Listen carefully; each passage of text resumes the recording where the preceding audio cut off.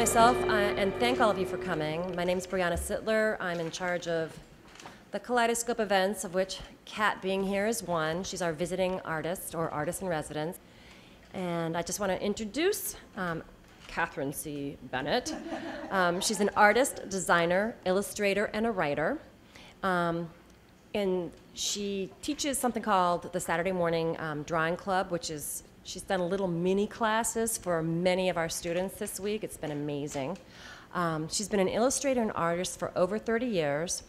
Her illustrations have appeared in many publications, including the Boston Globe, the New York Times, the Atlantic Monthly, the Wall Street Journal, the Baltimore Sun, the Time Magazine, Houghton Mifflin, Scholastic, Harcourt Brace, and many others. She's also made short animations for CBC Sesame Street, Nickelodeon TV, WHDH TV, WGBH TV, and various other nonprofits.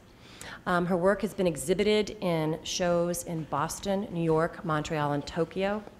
Her current book is The Confident Creative, Drawing to Free the Hand and Mind, published in 2010, and it won a gold medal in the 2011 Nautilus Book Awards. She's currently writing her newest book, Making Art a Practice, or Finessing It, which is due out in May of 2013. She has an amazing blog, if you have a chance to go on, catbennett.net. She's also written many articles that have appeared in the Huffington Post, the American Yoga Magazine, and Red, to name a few. This week, as I was saying, she's been our artist in residence. She's had open studio hours. I've had at least 7 classes visit, and she's done class visits talking about careers in art. She had hoped when she came here to be able to do some of her own artwork. She hasn't had a moment. So we've been really working her, and with that, I'd like to have Kat come up and have everybody welcome her.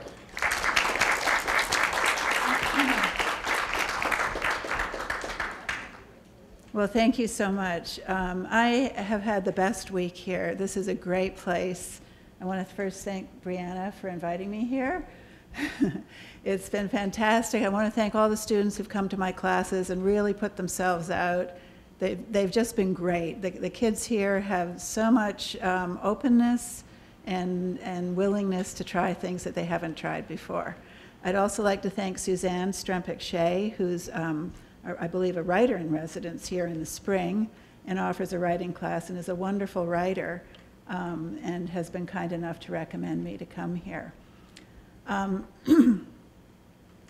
And all the staff, everybody here, the IT people, they've just been so great and hospitable. I think this is a fantastic place, and I'm really been glad to be here.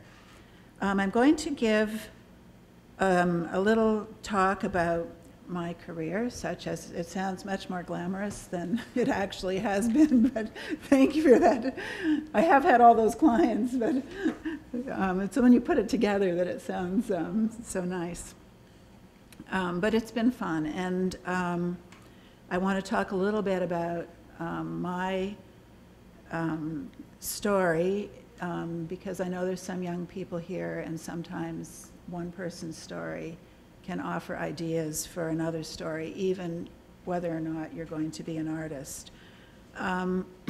Sorry for the spelling mistake. I'm not quite sure how that got in there, but I do feel I'm a bit of an accidental artist. I didn't grow up thinking I'm going to be an artist or I want to be an artist, but I did draw all the time and write stories.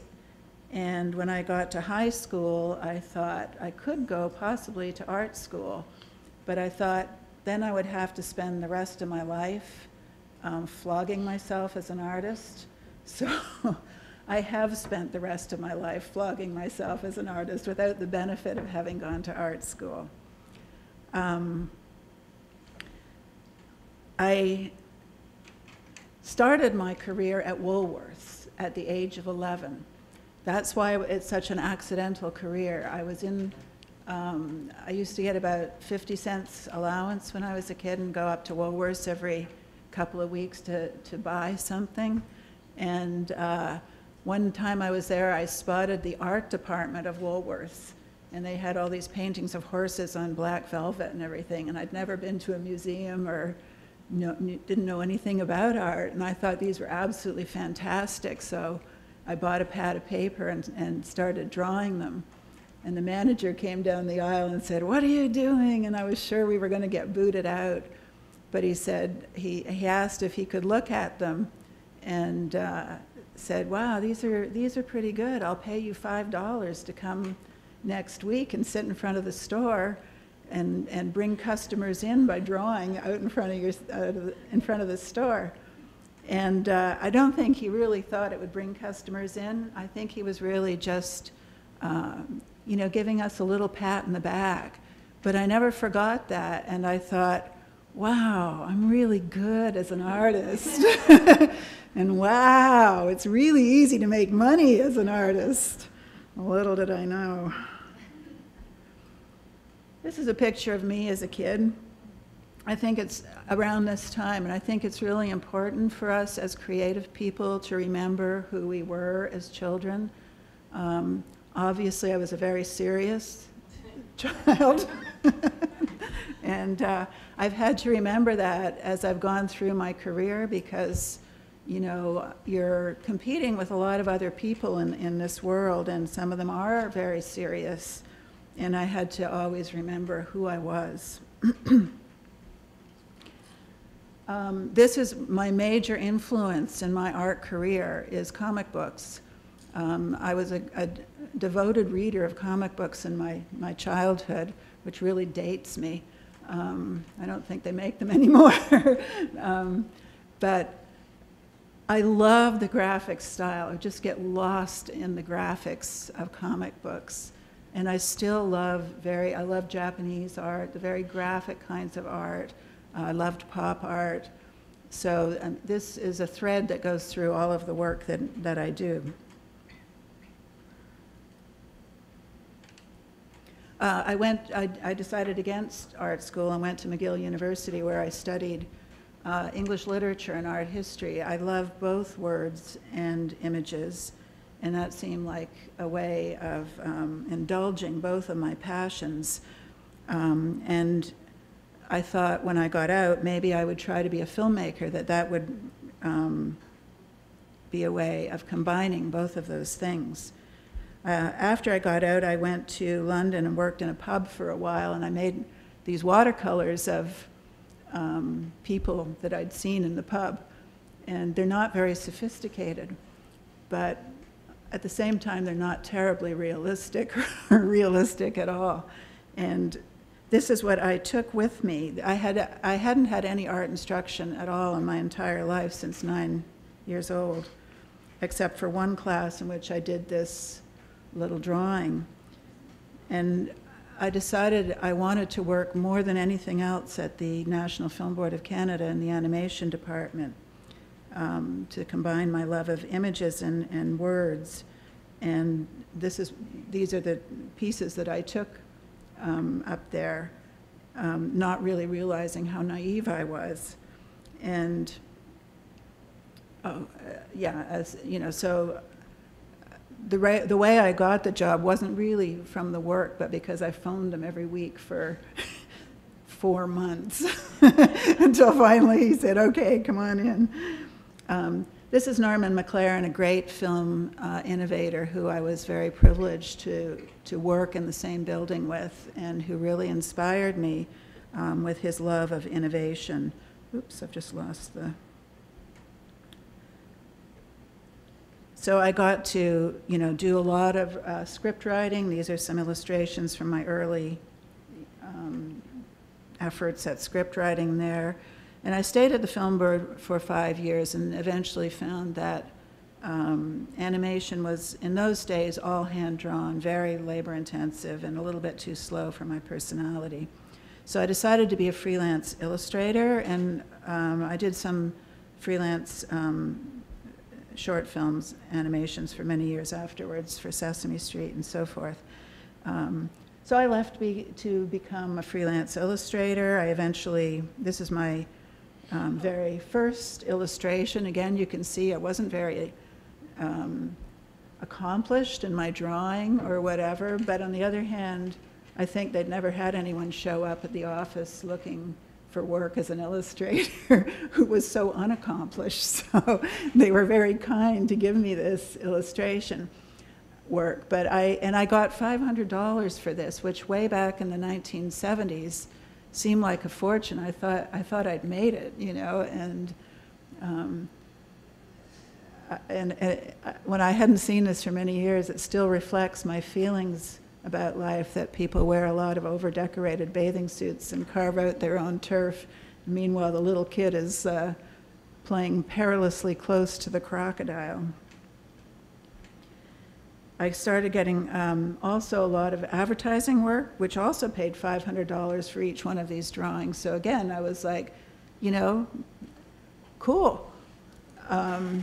But, you know, I'm not saying that nowadays it would be quite so easy, but it was just a happy accident that the beginning of my work life was so pleasant. I moved to Boston, I got married and had a baby and came down here and began doing freelance illustrations for the Boston Globe.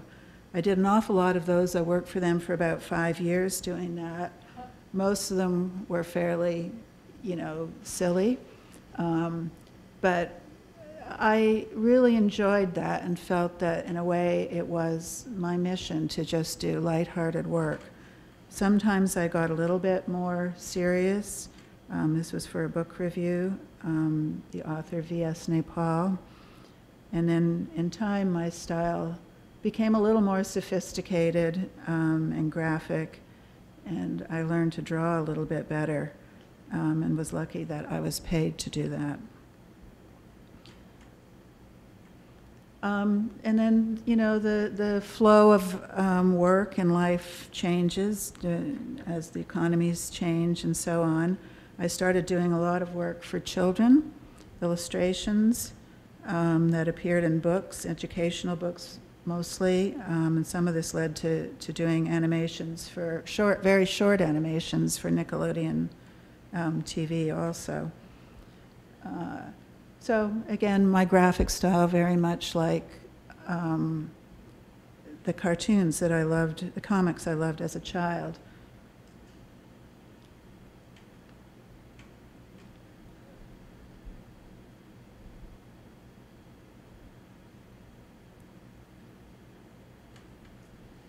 Oh, okay, so that's a lot of, or a very truncated exhibition of my, a lot of my illustration work, which was both for editorial magazines and so forth, and children's books and animations.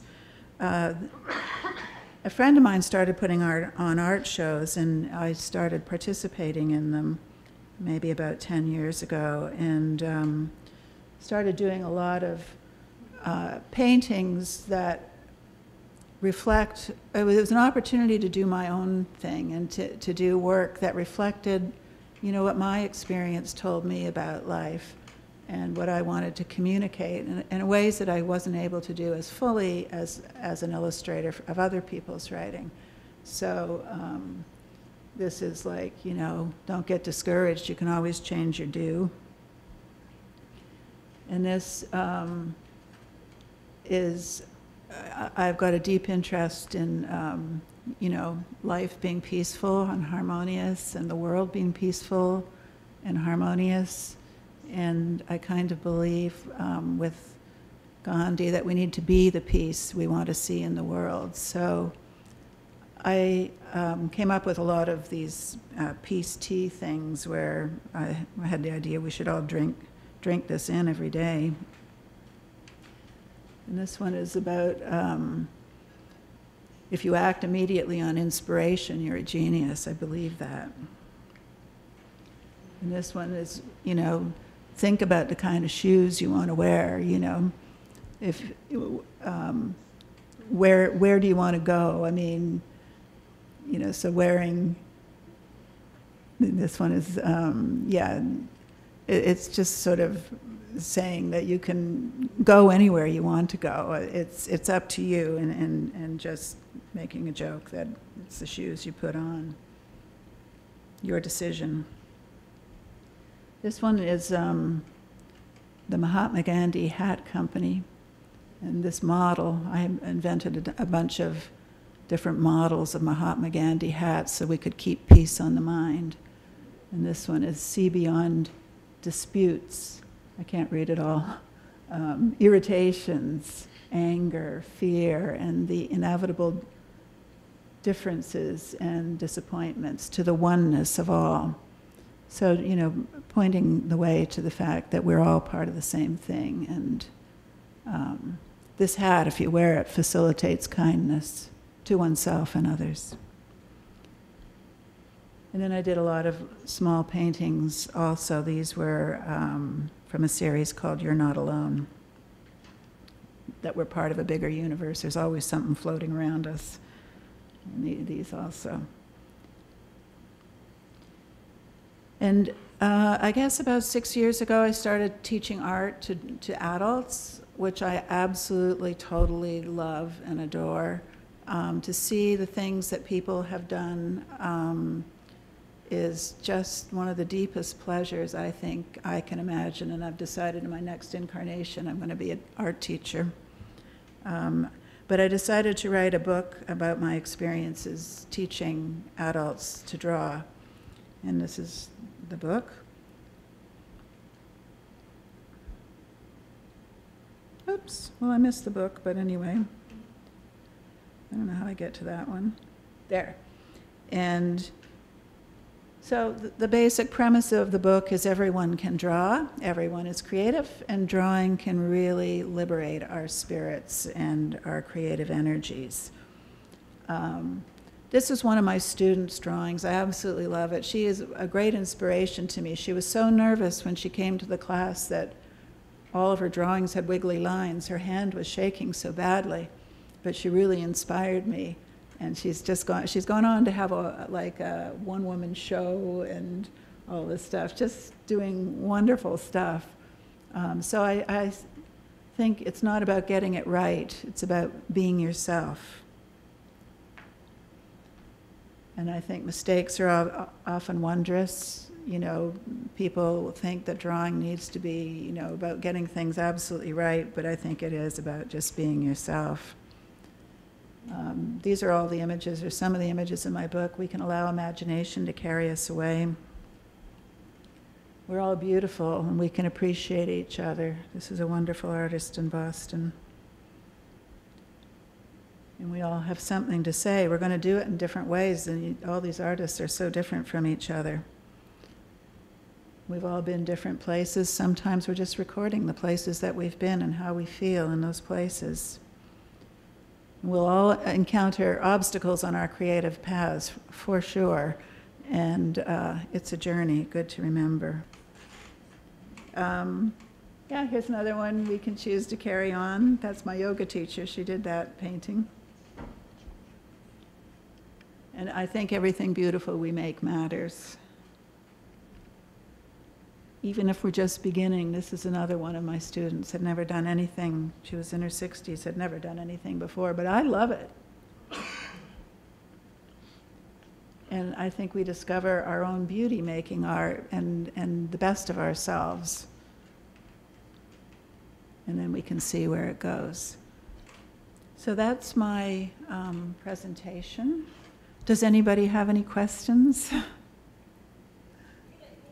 Yeah. I'll ask if there's any questions first, and if not, I thought we might spend a few minutes just drawing. The classes that I've done this week, we've taken crayons and scribbled on paper.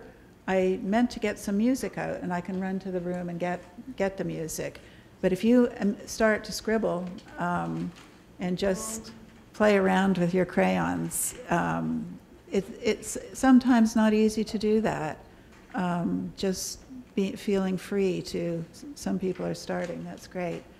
To just make marks on paper. Really, drawing is just making marks on paper, and it isn't necessarily about drawing in a realistic way or even doing observational drawings. Yes, Suzanne? I do have a question because yes. My mother is artistic and that influenced my sister and me. Do you have any of that in your family? Or? Well, my mom also liked to make paintings, And her father, who died before, when I was about 4 or something, he also liked to make paintings. So I think there is a sort of genetic component, I don't know, to my interest. But I didn't get a lot of exposure to, you know, art education or museums or anything as a child, but yeah. Yes? I'm just curious about some of the medium that you used, like the Gandhi hat, those little posters. What are you working Those were, the Gandhi hat was done in oil paint, water-based oil paint. And the little posters, I think, might have been gouache. And then a lot of the illustration work was digital and done in Illustrator or in pastels. The softer stuff was done in pastels. And then the earlier work was done in watercolor. So it's sort of, I've done a lot of different media. Yeah.